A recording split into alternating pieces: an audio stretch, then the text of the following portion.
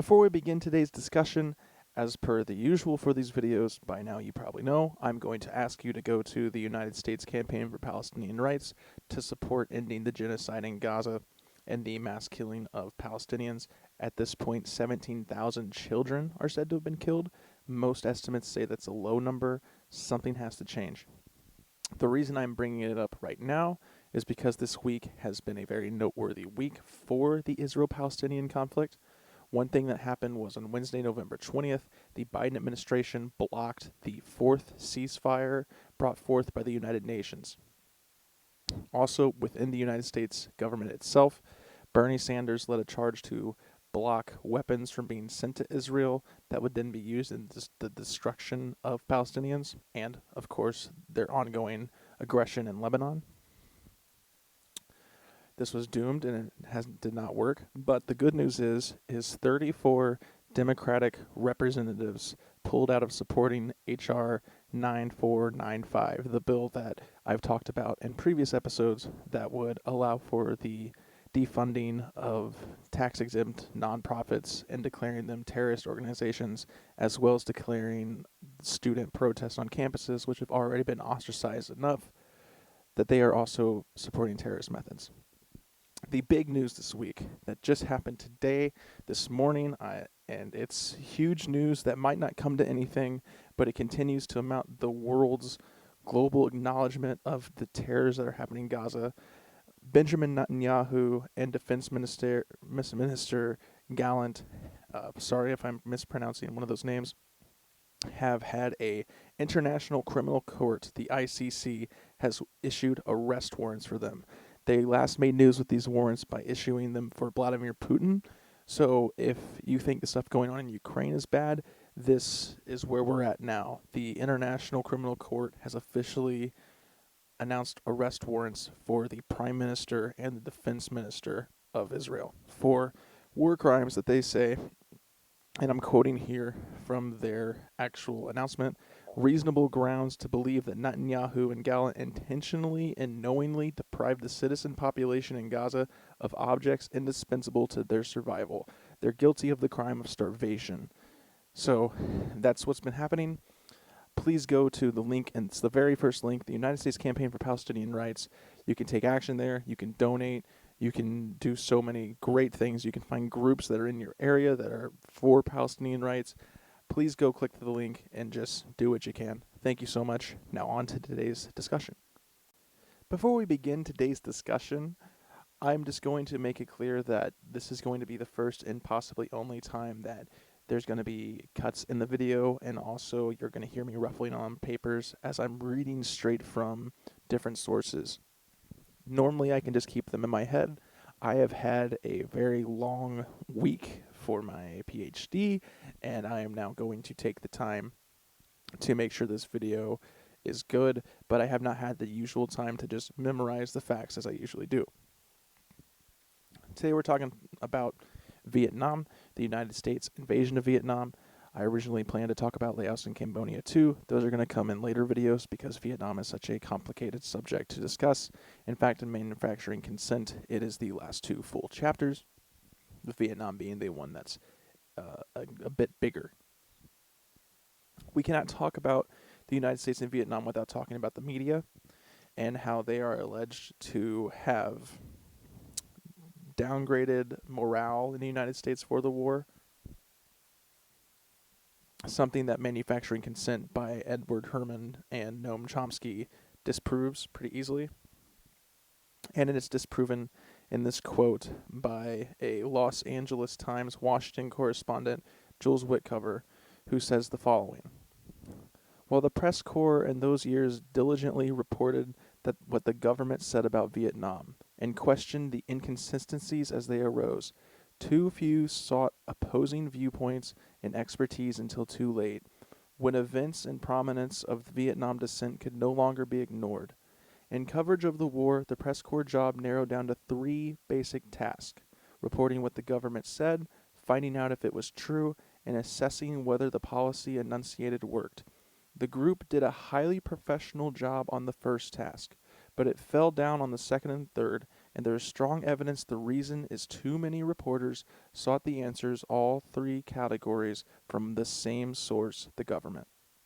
Now, this is essentially what manufacturing consent argues for its entirety of the book, is that the major media outlets, now in the United States, six people own all of the media, six corporations own all of the media that you see, and that number's getting smaller by the day, get their news reporting specifically on foreign or domestic policy from the government, that there is no actual reporting.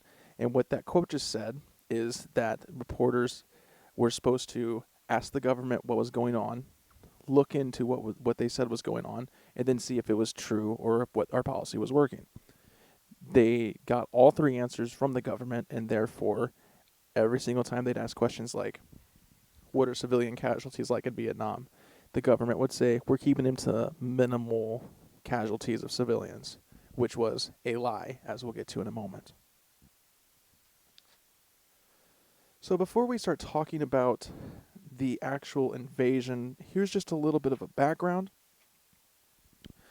So Vietnam was a French territory that was freed from the French shortly before World War II, I believe. And then after World War II, the French were trying to take back the state. And what is called the First Indochina War was fought by the French and their client forces, who would later be backed by the United States, until 1954, when the Geneva Accords came about and was signed. Now, the Geneva Accords and the agreement between France and the rest of the world with Vietnam and Indochina was that Vietnam was going to hold free elections, that they would have zero interference from the outside world, that Vietnam was going to be a sovereign country, like all countries want to be. No country wants another country messing with its integrity. The United States immediately rejected this. They immediately wanted its own backing of a government there that would be its client state. This was thwarted by the already established Viet Minh, led by Ho Chi Minh, who are labeled communist. I haven't looked into their actual beliefs enough to see if they were true communist, but they're labeled communist. So for the point of this video, we're going to refer to them as communist because it really doesn't matter in the grand scheme of things. So the Viet Minh just wanted to have free elections. The United States was not excited about this, so they started to fund the opposition, the government from South Vietnam, who they were insistent were going to be the rightful heirs to the Vietnam territory as it was in their eyes. A lot of this was leaked in the Pentagon Papers that were released in 1969, 1970, which not only documented the United States' pretty much immediate plan for a military intervention, but also noted that the United States had a plan to attack China at this point as well, which would have been pretty scary even back then. So all throughout this time, while the United States was actively undermining the elections and rooting out any sort of dissent from government sources within Vietnam, the press in the United States reported none of this. Nobody asked any questions.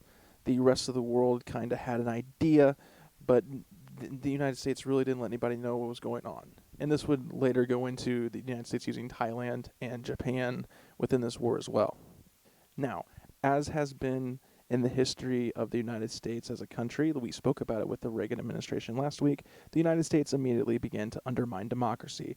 Anywhere that has had democracy in the entire world since the United States has been a world power, Chile, Nicaragua, Vietnam, now that we're talking about it, the United States has moved in to undermine it unless it's going to get its way and have the government that it wants. This also happened in Palestine with the 2006 elections, trying to get the PLO in there instead of Hamas, who didn't want to run, not saying positive things about Hamas, just stating the facts as they are.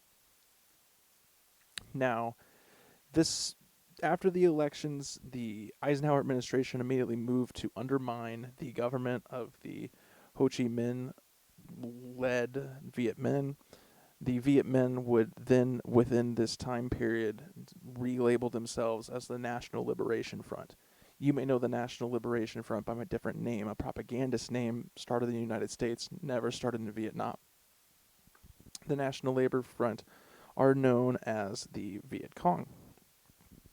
The Viet Cong came together, and by that I mean the National Liberation Front. I won't refer to them as the Viet Cong. Again, I'll say NLF or the Viet Minh. Came together in response to the ongoing aggression by the United States. Through the Eisenhower administration from 56 to 58, they used client armies, mercenaries to attack and destroy villages and do other expeditions. Then in 1960, Kennedy came into power. Kennedy introduced B-52 bombing, napalm, roll plows, and the very famous Agent Orange, but not famous for what it should be famous for, which is for destroying Vietnamese lives, but for making a few American soldiers sick who got a big payout from it. We have not paid any reparations. We have not had anything to do with the rebuilding of Vietnam. I'll talk about it at the end of this video, but even the humanitarian Jimmy Carter did nothing for Vietnam and denied them the bare minimum of aid. We won't even let people go in and take out the bombs that we still have there. Disarm them is the word I was looking for. We won't let it's a British movement that goes and disarms landmines and other bombs that have not been blown up. We won't even let that happen. So just to give you a point of how badly we feel about the stuff I'm getting ready to talk to you about. The United States under Kennedy committed several war crimes. Just mentioned they used scorched earth policies, which are war crimes. We discussed it at the beginning of this video when I mentioned the efforts of starvation of the Palestinian people in Gaza. The United States attempted to starve and drive the Vietnamese civilians into what are called concentration camps in a lot of books that I've read about this issue. But these were called hamlets, which were basically like the internment camps that the United States kept the Japanese in during World War II, which were just barbed wire fence areas for people to live. Now, before we get into numbers, it is important to note that the NLF was a political group that was not going to respond to the violence and aggression from the United States until people in South Vietnam pleaded them to, because they could not take any more of the bombing or aggression that was happening.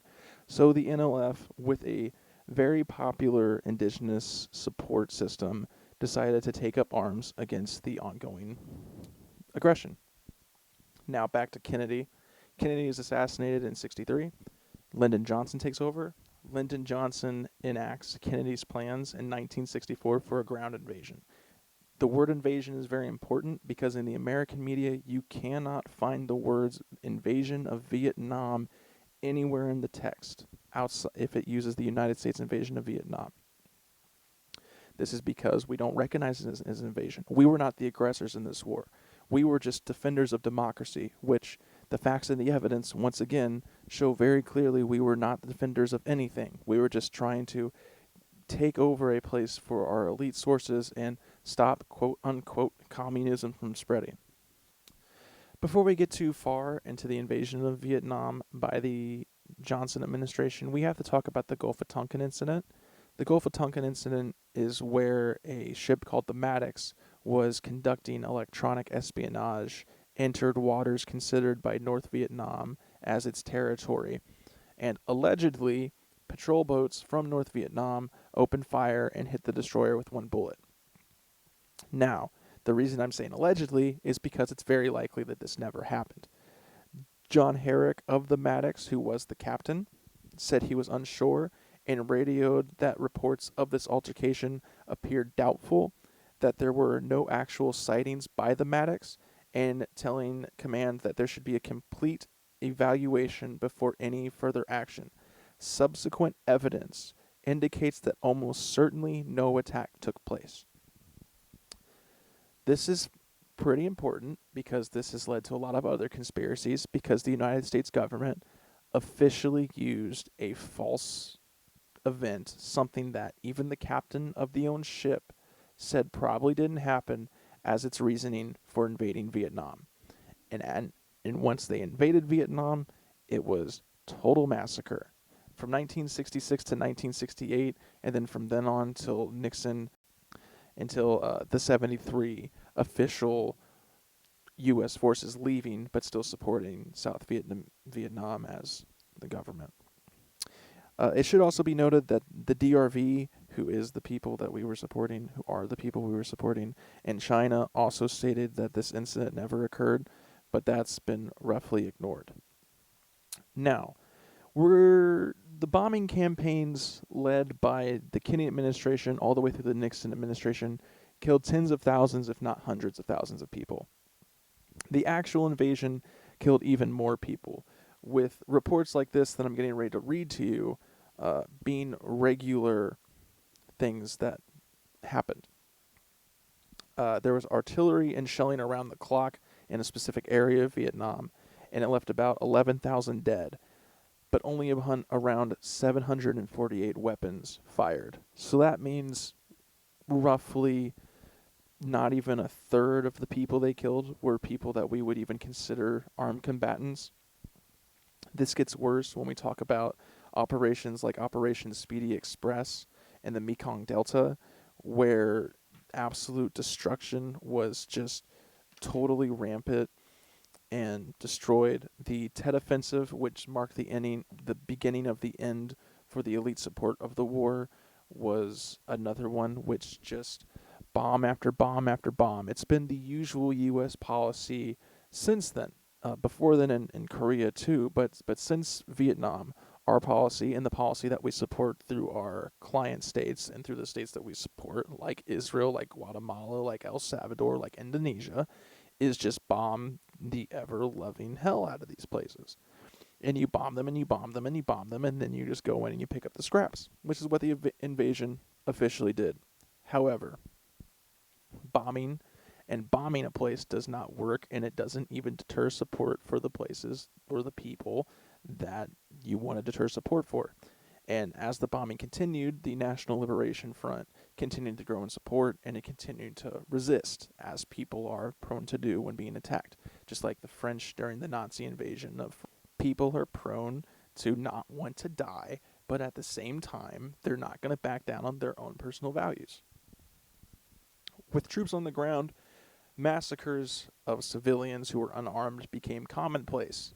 It is highly thought that the United States official policy was kill anybody who might be a supporter no matter what, and make sure they're rendered complete and under control. This can be backed up by the evidence of the Mai Kay, the Thai Long, and the My Lai massacres. There's several other I could mention. All of these were recorded by humanitarian activists at the time, but the My Lai is the only one that was really reported on in the United States. The My Lai massacre occurred when U.S. soldiers opened fire on unarmed civilians, murdering several, and then a soldier who was a part of that platoon and who came across the evidence for it reported it, and it got all the way to the United States, where it was reported on greatly, until Colonel Orrin Henderson was called to testify before Congress and indicted on the charges, and then later had his sentence commuted by President Nixon. Colonel Orrin Henderson's testimony is famous because he said as such that any Army unit that had any sort of altercation in Vietnam had a My Lai massacre hiding somewhere. And this is backed up by Canadian humanitarian workers who said essentially, we didn't take My Lai as anything abnormal because it wasn't. Because so many citizens had been found just riddled with bullets and killed even though they were unarmed. So while we continued this unwarranted aggression, continued doing napalm strikes, B-52 bombers, other terrible things, notably roam plows. If you don't know what that is, here's what it is. A roam plow is a giant tractor that is designed specifically to uproot the earth and make it impossible to farm or create any sort of organic life there. Once again, a war crime that we discussed at the beginning of this video in modern day. So as we get to the Nixon administration, the support for the war from the elites had dwindled down. Support for it from the press had really not, no matter what they tell you. And we get into the ideas of getting our troops out of there and finding peace within Vietnam. The Nixon administration and the NLF, now called a different name, had entered into peace agreements trying to figure out a way, as the United States does, to get what the United States wants while ignoring anything that they want. And so they agreed to, once again, the same provisions that were brought forth in 1954, that Vietnam was going to hold free elections and not have to worry about the United States bombardment or undermining the elections anymore. These this proposal was supposed to be brought forth before the 1973 or 1972 election, but the Nixon administration stalled when they were called out by this, by a leaking of the agreement by the North Vietnamese. The Nixon administration had its Henry Kissinger do a press conference in which he deflected and pretty much undermined everything that was said. And then after this, the Nixon administration led what is very famously called the Christmas bombings, in which from Christmas to New Year's, the American government bombed for mostly the last time the North Vietnamese area and other areas that were targeted, Laos and Cambodia, as we'll talk about in a future video. Then the United States officially signed an agreement agreeing to what the Vietnamese wanted, and immediately then undermining it by saying that South Vietnam is the only government in Vietnam, which was not part of the tactic. And then, of course, the United States continued to arm and support South Vietnam and do the things that we have always said we won't do, and that we defend democracy and whatnot. Now, much like Iraq, Afghanistan, Chile, El Salvador, Guatemala, Nicaragua, which I mentioned last week, the United States still owes reparations for from the International Court of Justice, the United Nations main court. We get to how the United States feels towards Vietnam, which is they owe nothing whatsoever. Reagan once famously said that the debt to Vietnam has been repaid, that Vietnam owed us a debt for what we did for our attacks of aggression. And this is something that is played over and over again, that Vietnam was the aggressors, that Iraq was the aggressors, Afghanistan was the aggressors, the Palestinians are the aggressors. It's something we hear over and over again in history. I mentioned this propaganda before, but while they were bombing Vietnamese buildings and they were destroying cities, one famous quote of "we had to destroy the city to save it" still comes from those same things we hear today, that are they're hiding weapons, they're using human shields. We have to bomb these places or else we can't kill anybody. And it's absurd. But that all being said, we get to good old humanitarian president, just lover of human rights, engager of the Trilateral Commission, Jimmy Carter. And you're probably sitting there thinking to yourself, man, Jimmy Carter, he probably wanted to give aid to Vietnam and repay back for all those terrible things we did. Well, let's go ahead and read what Jimmy Carter had to say. Carter said when asked in one of his sermons on human rights, because who else are you going to listen to but the United States president when talking about human rights, that the United States owes Vietnam no debt, and we have no responsibility to render any assistance because the destruction was mutual. No one acknowledged this, and no one said anything about it because, of course, the pain was mutual. I mean, there were United States soldiers who died. There were people who lost family members, friends, and etc. because of this.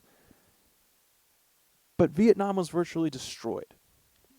Its crops are still to this day having struggles growing because of Agent Orange and all of the bombing and destruction by Rome plows.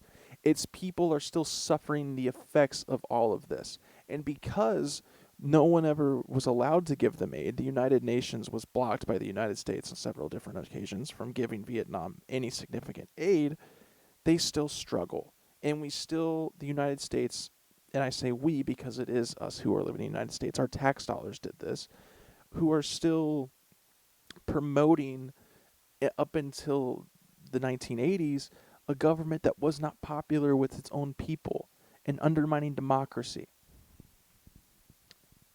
There are a few things you need to know if you are a country and you don't want to be invaded in the United States, don't try to have your own democracy in which the popular party that's going to be elected is not in favor of capitalist ideals. Do not have a ton of oil within your land that the United States can monopolize on and then sell to Europe at a higher price after getting Europe to boycott Russia. And three, probably just don't exist, because if we want what you have, we're going to come take it. That last part got a little off the rails, but you get the gist. I hope this video was good. I'm probably going to make another video on Sunday because I just want to make one just to get stuff off my chest about recent events. Donate to the links in the description. And yeah, I'll talk to you guys later. Bye. Whatever.